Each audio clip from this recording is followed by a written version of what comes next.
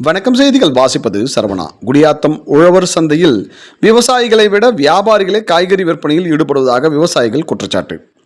வேலூர் மாவட்டம் குடியாத்தம் தென்குளக்கரை பகுதியில் உழவர் சந்தை செயல்பட்டு வருகின்றது. இந்த உழவர் சந்தையில் 100க்கும் மேற்பட்ட விவசாயிகள் மற்றும் வியாபாரிகள் காய்கறி கடைகளை வைத்து வியாபாரம் செய்து வருகின்றனர். இந்த நிலையில் இந்த உழவர் சந்தையில் வியாபாரிகளே அதிகமாக காய்கறிகளை வியாபாரம் செய்து வருவதாகவும், முக்கியமாக விவசாயிகளுக்கு முறையாக கடை வழங்குவதில்லை எனவும், மேலும் இந்த உழவர் சந்தையில் விவசாயிகளை விட வியாபாரிகள் முக்கியத்துவம் கொடுத்து வருவதாக விவசாயிகள் வேதனை தெரிவித்துள்ளனர்.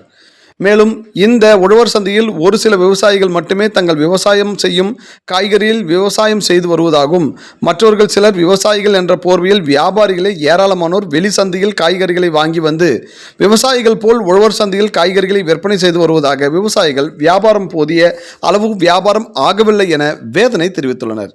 வேலூர் மாவட்ட நிர்வாகம் உழவர் சந்தையை ஆய்வு செய்து உண்மையான விவசாயிகளின் வாழ்வாதாரத்தை உயர்த்த வேண்டும் என கோரிக்கை வைத்துள்ளனர். செய்திகளுக்காக ராஜேஷ்.